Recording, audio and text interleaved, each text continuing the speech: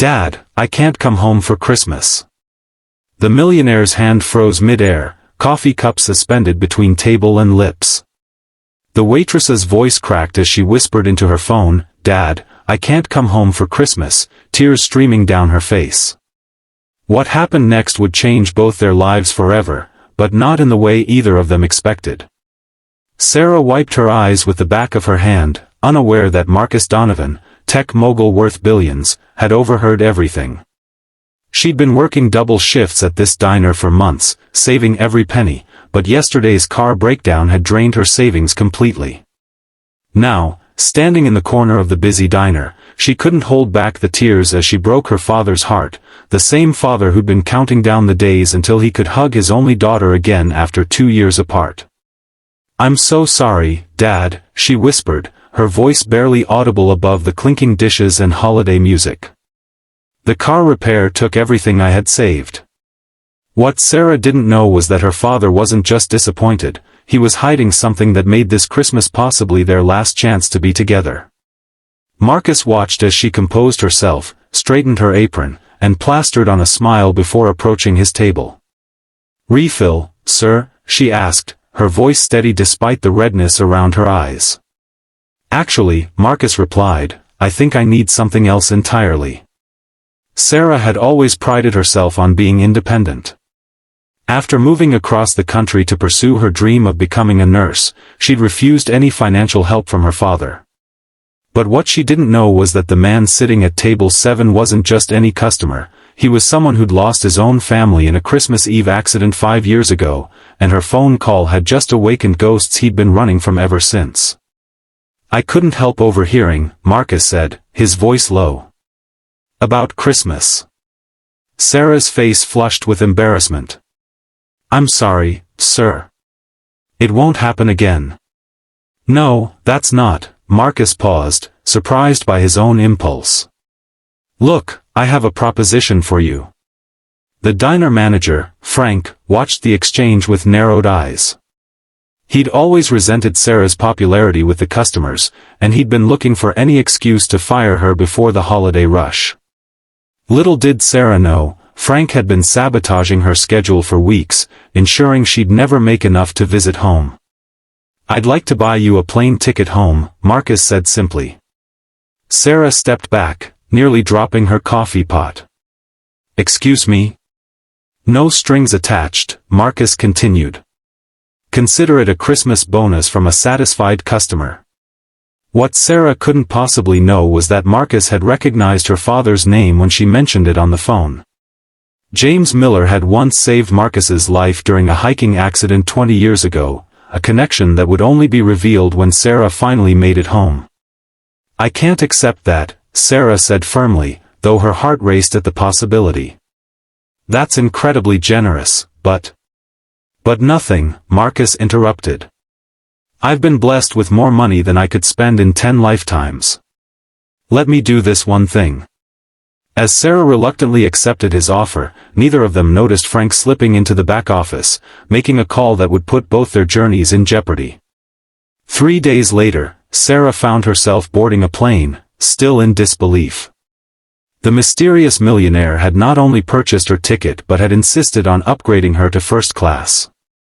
What she didn't know was that Marcus was on the same flight, drawn by an inexplicable need to see this story through to its end. When the plane hit turbulence mid-flight, Sarah gripped her armrests, terrified. The man next to her, Marcus in disguise, offered a reassuring smile. "First time flying?" "First time in years," Sarah admitted. "I'm going home to see my dad. He's been sick, and she stopped, surprised by her candor with a stranger. "I'm sure he'll be thrilled to see you," Marcus said softly, thinking of his own father who had never lived to see his success. What neither of them realized was that back at the diner, Frank had discovered Marcus's true identity and was now plotting to use this information for his own gain. When Sarah finally arrived at her childhood home, the reunion with her father was everything she had hoped for and more. As they embraced on the porch, snow falling gently around them, she couldn't help but think of the kind stranger who had made it all possible. "Dad, you won't believe what happened," she began, but stopped when she noticed how thin he had become, how his hands trembled slightly as he took her suitcase. "Let's get you inside," he said with a smile that didn't quite reach his eyes. "We have so much to talk about." That night, as Sarah helped her father decorate their small Christmas tree, he finally told her the truth: he had been diagnosed with terminal cancer. The doctors had given him 3 months. This Christmas would indeed be their last. "Why didn't you tell me?" Sarah cried, holding his frail hands in hers. "Because I knew you'd give up everything to come home," he replied. "Your dreams, your future. I couldn't let you do that." Meanwhile, Marcus had checked into the only hotel in town, still unsure why he felt so invested in this waitress's story. As he stared out at the snow-covered streets, memories of his own lost Christmases flooded back, until a knock at his door interrupted his thoughts. It was Frank, with a smirk and a proposition that made Marcus's blood run cold. The next morning, Sarah was surprised to find Marcus Donovan himself standing on her father's doorstep. "You?" she gasped. "You're the one who—" "May I come in?" Marcus asked, snow dusting his expensive coat. "There's something your father and I need to discuss." When James Miller saw Marcus, recognition dawned immediately. "It can't be," he whispered. "The boy from Eagle Peak?" Marcus nodded, emotion tightening his throat. "You pulled me from that ravine. You saved my life." As the three sat together, the full story emerged: how James had rescued a young Marcus decades ago, how that moment had inspired Marcus to build his fortune, and how he had been searching for James for years to thank him properly. "And now," Marcus said, his voice breaking, "I want to help you both. Not just with a plane ticket, but with the best medical care money can buy." Sarah began to protest, but her father squeezed her hand. "Sometimes," James said gently, "the greatest gift is allowing others to give." What followed was a Christmas unlike any other, filled with hope, healing, and the beginning of something neither Sarah nor Marcus had expected: a deep connection that transcended their different worlds. As Christmas Eve turned to Christmas Day, with James resting comfortably after his first promising treatment, Sarah and Marcus stood together on the porch, watching the sunrise. "Thank you," Sarah whispered, "for giving me this time with him." Marcus turned to her, snow falling softly around them. "You know, I've spent years trying to fill the emptiness with money and success. But being here, with you and your father, this is the first time I've felt whole since I lost my family." Their eyes met, and in that moment, something shifted between them, a recognition of kindred spirits, of possibilities neither had dared to imagine. Back at the diner, Frank arrived to find a certified letter informing him that the establishment had a new owner, Marcus Donovan, and his services would no longer be required. The night before Sarah was scheduled to return to her life across the country, she found herself unable to sleep. The past week had been a whirlwind of emotions: her father's diagnosis, the unexpected connection with Marcus, and the glimmer of hope that the experimental treatment might buy them more time together. She slipped out of bed and padded downstairs, surprised to find her father sitting at the kitchen table, an old photo album open before him. "Couldn't sleep either, huh?" James asked, patting the chair beside him. Sarah sat down, leaning her head on his shoulder like she used to as a child. "I don't want to leave you," she whispered. James turned the page of the album, revealing a faded photograph of himself as a young park ranger. "You know, the day I found Marcus in that ravine, I almost didn't go to work. There was a blizzard coming, and your mother begged me to stay home." He tapped the photo thoughtfully. "But something told me I needed to be there that day." "Do you believe in fate, Dad?" Sarah asked, studying the picture. "I believe in moments that change everything," he replied. "Like that day on the mountain. Like the day you were born." He squeezed her hand. "Like the day you couldn't come home for Christmas, and a millionaire overheard you crying." Meanwhile, across town, Marcus sat in his hotel room, on a video call with his executive team. "I'm extending my leave of absence," he announced, ignoring their protests. And I want the foundation to establish a medical research grant focused on rare cancers, effective immediately. His CFO frowned. Marcus, this is highly irregular. The board will understand that some things are more important than quarterly projections, Marcus interrupted, his mind made up. And I'm relocating our new rural healthcare initiative to this town. The next morning, as Sarah packed her suitcase, a knock at the door revealed Marcus, holding a thick envelope.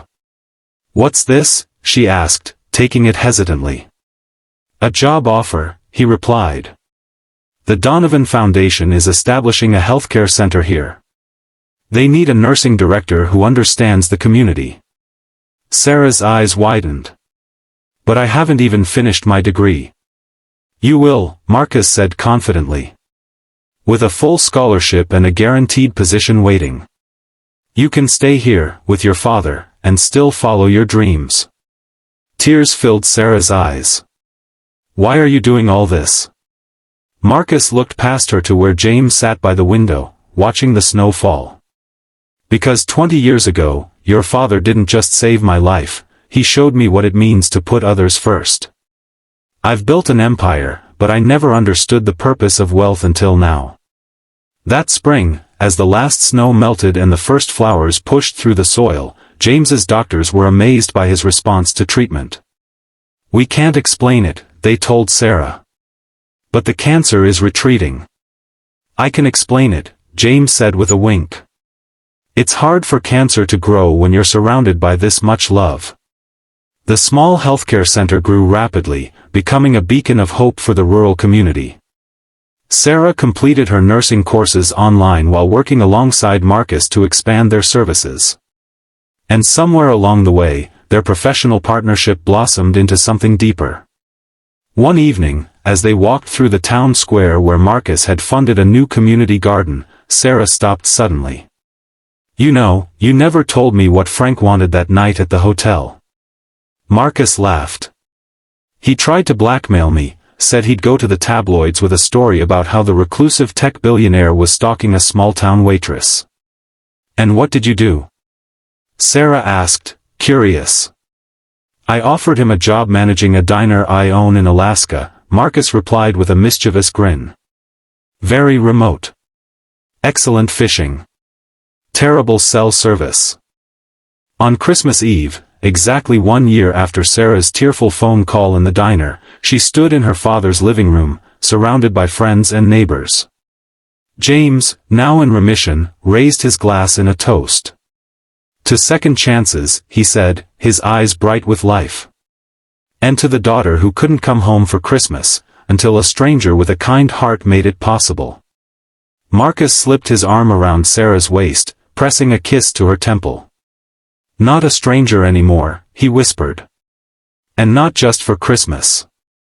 Later that night, under the twinkling lights of the Christmas tree, Marcus knelt before Sarah with a small velvet box. I've learned that true wealth isn't measured in dollars, he said softly. It's measured in moments like these. 1 year later, Sarah and Marcus established a foundation specifically designed to reunite families separated by financial hardship during the holidays, naming it after her father, the James Miller Christmas Miracle Fund. If this story touched your heart, don't forget to like and subscribe for more inspiring content that reminds us of the power of compassion. Where are you watching from? Drop your country in the comments below and let us know if you've ever experienced an unexpected act of kindness that changed your life.